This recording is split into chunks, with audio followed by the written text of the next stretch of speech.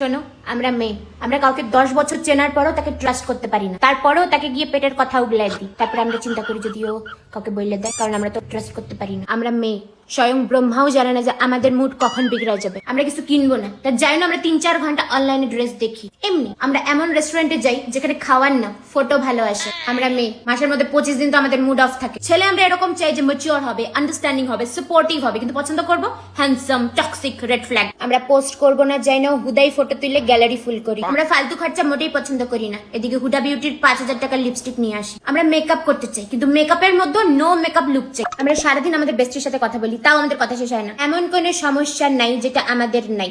সবার হওয়ার আগে সেই সমস্যাটা আমাদের সাথে হয়ে গেছে অলরেডি। আমাদের পিরিয়ড হইলেও সমস্যা, না হইলেও সমস্যা, দেরি হলে আরো সমস্যা। আমরা বান্ধবীরা যখন একসাথে থাকি, আমরা নর্মালি যা করি না, লোকের নেশা ভাঙ করে বোধ এগুলা করে না। জীবনে যত দুঃখ থাক না কেন, আমরা শপিং করি। লোকে বলে মেয়েদের খুশি করা মুশকিল, এদিকে আমরা 20 টাকার ডেয়ারি মিল্ক পাইলেই খুশি হয়ে যায়। শ্যাম্পু আজকে করবো না কালকে, এটা আমাদের একটা বিরাট বড় সমস্যা। কালকে তো করছিলাম, আবার আজকে করবো। যদি না করি তাহলে তো আবার চুলটা প্যাট প্যাট করবে। এত শ্যাম্পু করলে আবার চুলও খারাপ হয়ে যাবে, টাকলা হয়ে যাবো। যদি না করি তাহলে তো আবার স্টাইল মারতে পারবো না।